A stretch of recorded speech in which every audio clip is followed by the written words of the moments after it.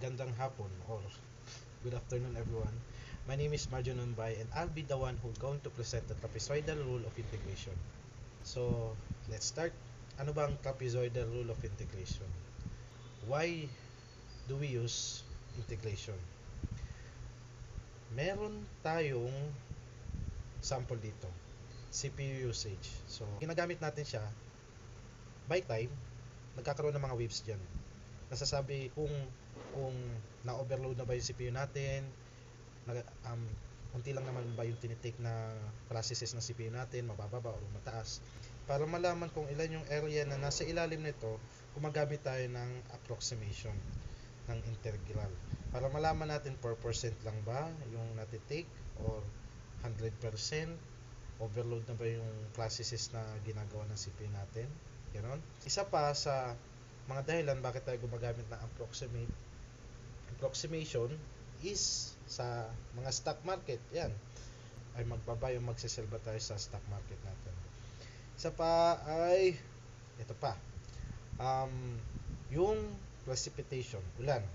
So sa isang taon, gaano yung lahat na buhos ng ulan sa isang taon na yun. So ilan yung area na from January to December, yan, gaano karaming ulan yung pumatak. Pwede natin gamitin yung trapezoidal rule. Maraming mga techniques. Isa doon ay ang rectangular rule, kung saan binabase natin kinakalculate natin yung overall area under the curve with parang rectangle siya, parang bar chart, ganun.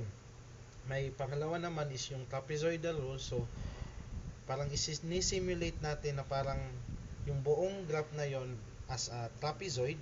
At syempre yung isa pa is yung Simpson rule, kung saan isinisimulate natin siya na parang mga waves talaga, mga lines, ganun. So kung titingnan natin in terms sa accuracy, kasi yun nga, approximation lang naman ng mga to, hindi pa yung exact value, which means nalalapit lang doon sa sa gusto nating makuha. Pag sinabi natin ang pinaka less accurate, syempre dahil nga approximation to, is yung rectangle. Pumapangalawa sa accuracy is yung trapezoidal rule. At yung most likely na makuha yung pinaka approximate compared sa iba is yung Simpson rule. Pero yun nga, ang focus natin today is yung trapezoidal rule. So paano ba ginagawa yung trapezoidal rule? Ito yung trapezoidal rule concept. I-divide yung area into trapezoid. So maaari kayo yung mag-assign kung ilang steps yung gagawin ninyo. So from between A to ito yung haba A to B, ilang beses nyo sa i-divide. Paanong trapezoid? From line A, kung mapapansin nyo, ito talaga yung curve. Yan ng bar ay ng chart na yan. Pero ang makukuha na to na area, na total na area is from line A to point X, straight na line yan. From X1 to X2, straight na line yan. Parang may mga subset siya. X2 to X3, straight na line.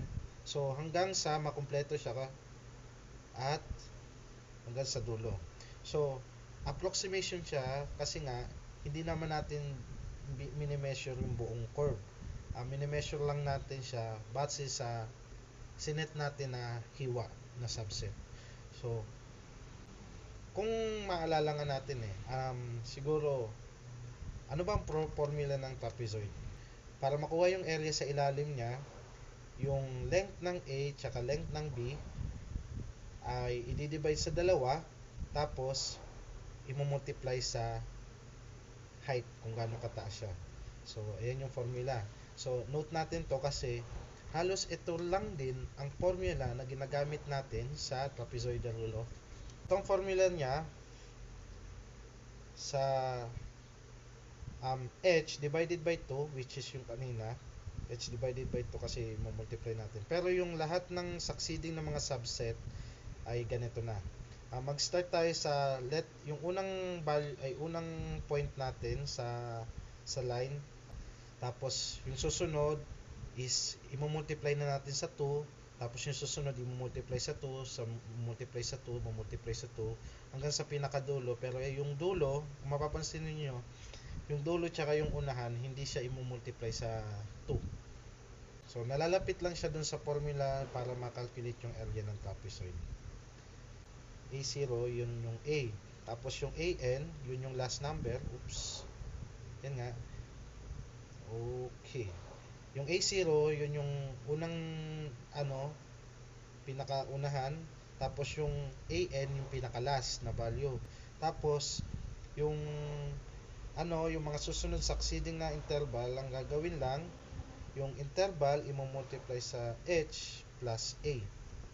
Ito yung nagsasabi ng hiwa or nasa position 1 ba ako, nasa position 2 ba ako, 3, 4, 5, 6, yan. Yung base natin na value, ipa-plus natin kung pang anong interval niya siya, tapos i-multiply natin gaano siya ka layo yung height, diba? Ito nga yung A, ito naman yung B, tapos yung xi natin. So para makuha nga ulit yung h, yung a ay yung b natin, i-minus natin sa a, tapos i-divide natin sa n. So para siguro mas madali diretso na tayo dito sa example. F of x, ito yung linear equation natin. So f of x is equals to x squared plus 1. So kung i-graph natin siya gamit ng Desmos, ito yung itsura. Simula dito, pataas. Ayun. Ngayon, syempre, i-compute natin yung n natin, hatiin daw natin from 0 to 2, 0 hanggang 2. So, 0, x-axis hanggang dito sa number 2 ng y-axis hanggang dito. Yan. Hatiin daw natin, alamin daw natin yung area na nasa ilalim niya. Yan. Pero hatiin natin sa 8. 0 minus 2 is 2 divided by 8 is 0.25. So, magiging 0.25. So, mag-start tayo noon. Kung titignan ninyo, ito yung graph natin. Start tayo dito. Tapos, ito yung 0. Kung maalala ninyo, di ba? So, 0. Ang next na x-axis natin, kung makikita ninyo dito, is 2.5. So, 2.5 plus ulit natin ng gamitin natin yung formula na nakita natin kanina dito. Ito yon. Etong xi is equals to a plus i times h para makuha kung anong interval na yon. Ayun.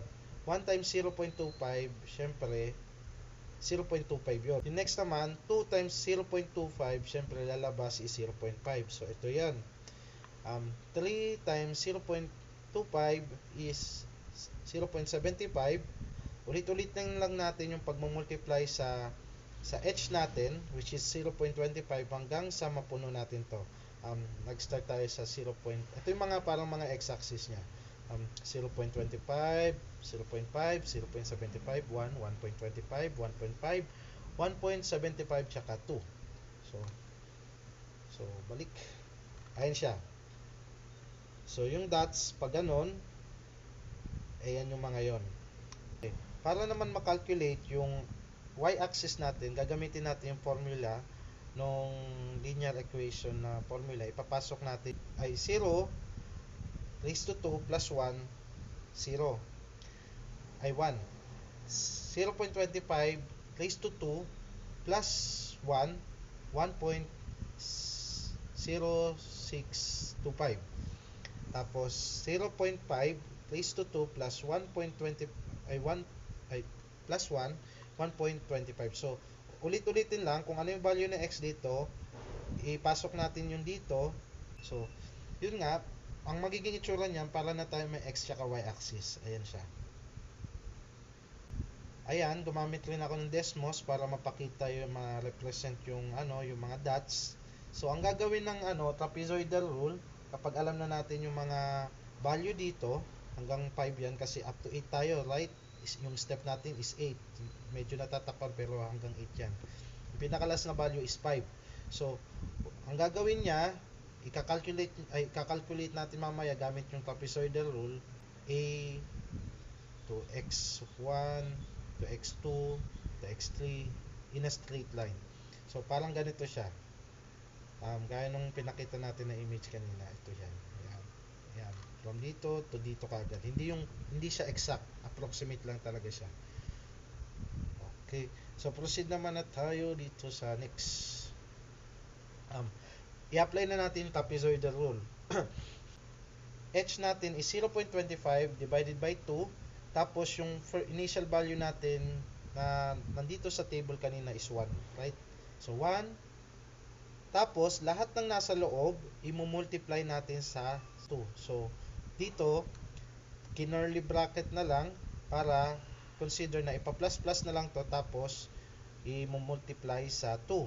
Tapos yung pinakadulo na number is ito yung last na value nung natin na nandito sa baba. So yun nga, yung unang value, yung last na value, hindi mo multiply sa 2. Lahat ng nasa loob, yung 0.625, 1.25, 1.625, 2, 2.625, 3.25, 4.0625, yun yung i-multiply sa 2. Ganun ang trapezoidal rule. So, yun nga, pagkatapos, nung dinabay na yung 0.25 divided by 2, 0.125. Tapos lahat ng nasa loob, pinag-plus-plus, naging 15.75. Tapos, ito pa rin yung 1, multiply yung yung tawag dito, 2 times 15 plus 5, tapos i-plus na rin natin yung nag-plus yung nasa loob, naging 37.5. Tapos i-multiply siya ng value na nasa labas, which is 0.125, nakakuha tayo ng 4.6875. So yan, itong value na to na makikita nyo pula hanggang mamaya is approximate gamit yung trapezoidal rule. So, proceed naman tayo sa next. Paano naman natin makuha yung exact na integral value? Pwede yung formula natin nung simula. Tapos integrate natin yung x raised to 2 tapos plus 1 dx, kinonvert natin siya dito, naging x raised to 3 divided by 3 plus 1. Tapos ito yung range niya from 0 to 2. Yung 2, inilagay siya dito sa x. So, nakakuha yan ng 2 raised to 3, naging 8 over by 3. Tapos yung 2, nilagay dun sa x. So, nakakuha tayo ng 2 dito. So, yung 2 na yan, nandito siya. 2 raised to 3, 8, 3 pa rin, tapos 2. Tapos, ginawang parehas yung value nito. Siguro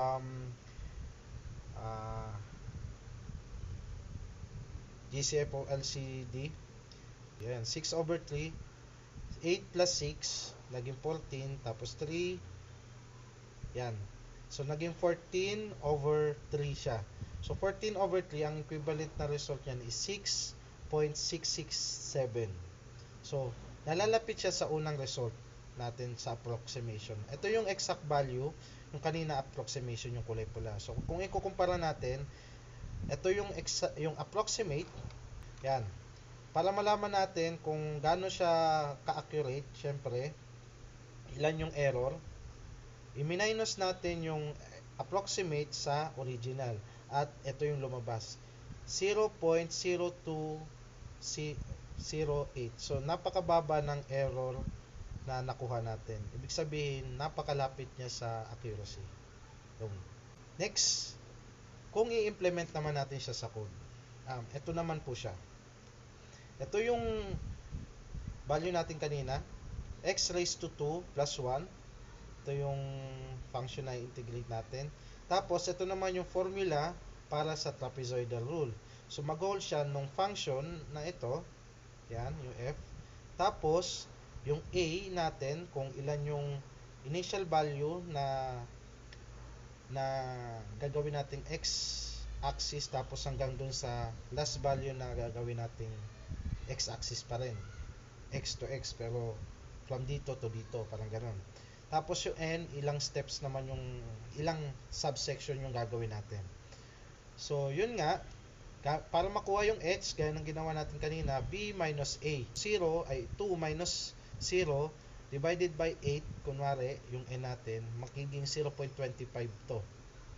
Tapos, yung result naman, para makuha yung result, f of a, which is ito, plus f of b. So, f of a natin, ito, yung tinutukoy na ito is yung steps, yung mga nasa loob, yung mga subsection. So, f of a natin, di ba ang nakuha natin na, na value is 0, ito naman yung 2, right? So 0, so ipapasok natin siya dito, 0 times 2 is 0 plus 1, so magiging ibabalik niya dito dapat is 1. Tapos dito naman yung value naman natin kanina is 2, so yung 2 na to na b, ipapasok siya dito, 2 raised to 2 is 4 plus 1, 5. So para makuha yung dalawang dulo siguro, yung first and last terms, 0 ay 1 plus 5 dito na kinalculate. So 6 yan. Tapos iluloop na lang siya doon sa mga iterations na mangyari sa loob. So yung x sub 1, x sub 2, yung mga nasa loob na yun, depende sa hati na gagawin natin sa n.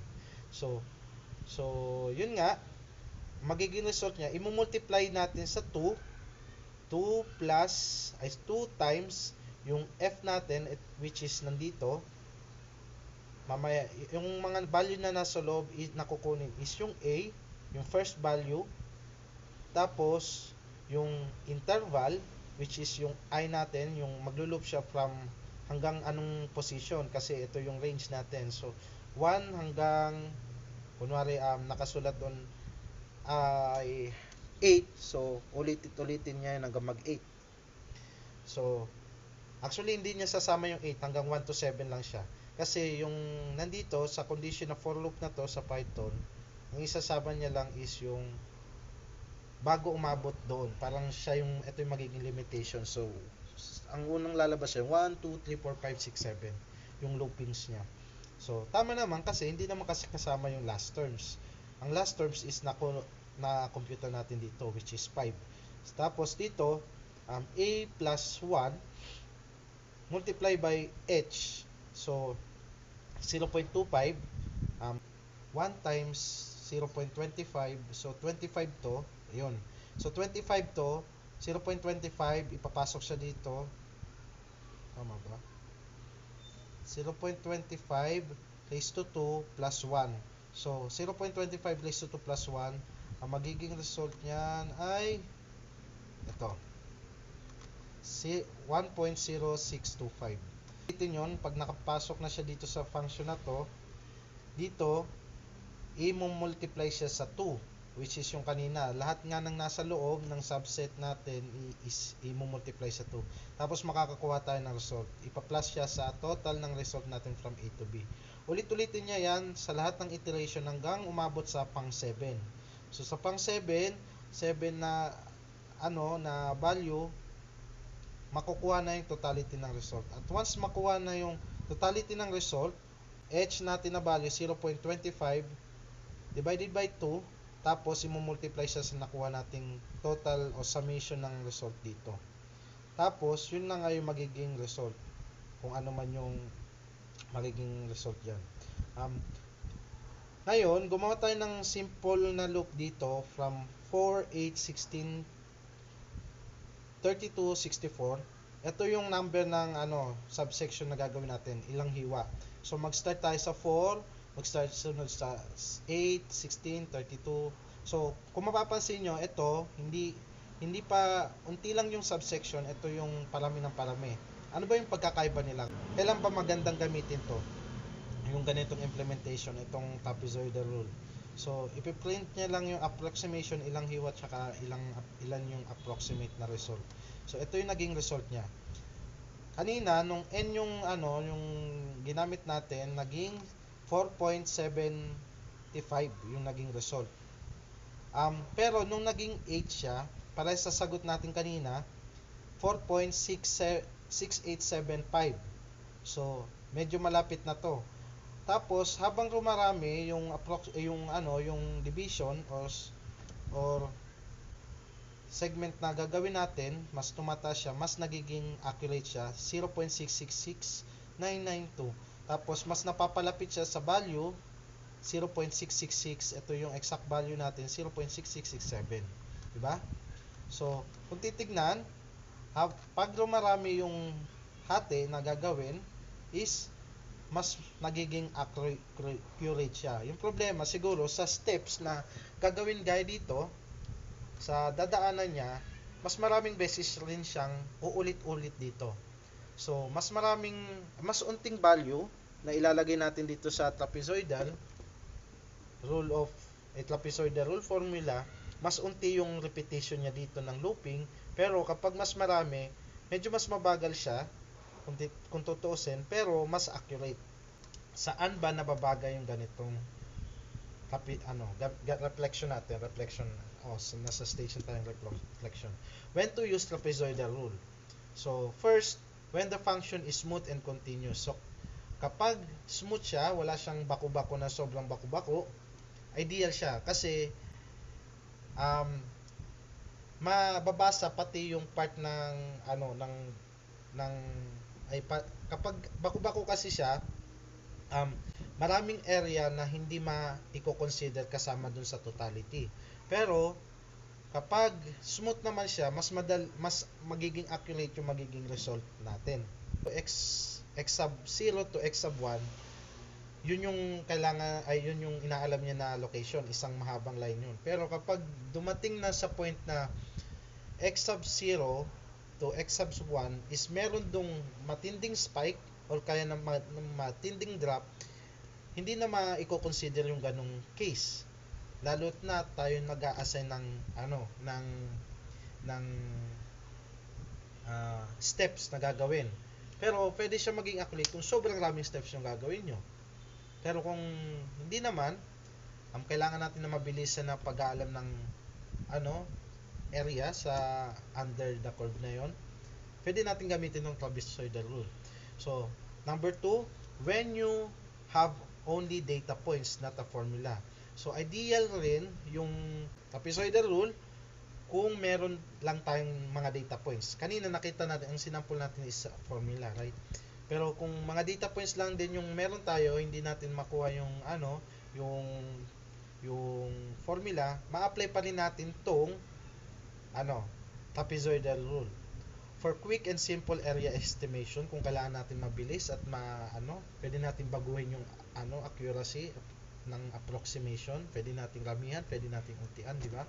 Kung kailangan natin mabilis, lalo na kung madalas nag-data processing tayo. When we want a fast and slow computation method, so yun nga, trapezoidal rule ang maipapasok natin. Kailan naman hindi pwedeng hindi ideal gamitin ang trapezoidal rule? So if function is wavy or highly curved. So kapag ang function or kaya computation dataset natin is maraming spike bounce, mga noise. So pwede naman natin siyang ipadaan muna sa Kalman filter. Pero yun nga, kapag sobrang wavy siya, hindi inirekomenda ang trapezoidal rule. Lalo naman yung rectangular kasi hindi siya accurate. So, Simpson method pwede natin gamitin para sa mga ganong case kapag sobrang wavy. If you need a very high accuracy, yun nga, kasi parang mid-tier tong natin, trapezoidal rule. If a function is discontinuous or undefined. So, kapag ang function natin is hindi siya continuous, hindi siya sunod-sunod. Tapos may undefined at some point means walang value sa mga panggitna. Hindi siya ideal kasi alangan naman hulaan natin yung mga value sa panggitna na yon, hindi siya magiging accurate. Dapat paano kung biglang bumaba yung value tapos sumakto pa, kunyari naging 0 yung value ng point na yon, tapos sumakto pa doon yung wave yung mini-measure natin. So yung mga nasa paligid niya mataas pala, para bang may isang drop, spike na drop, ganun. O kaya, kasi nga, blanco yon, so hindi na magiging accurate yung area natin, di ba? If the interval is large but divided into few parts. So, kapag ang interval natin is sobrang laki, pero i-divide natin siya sa unting parts lang. Example, sobrang haba ng mini-measure natin na linear o mga data points. Sobrang rami.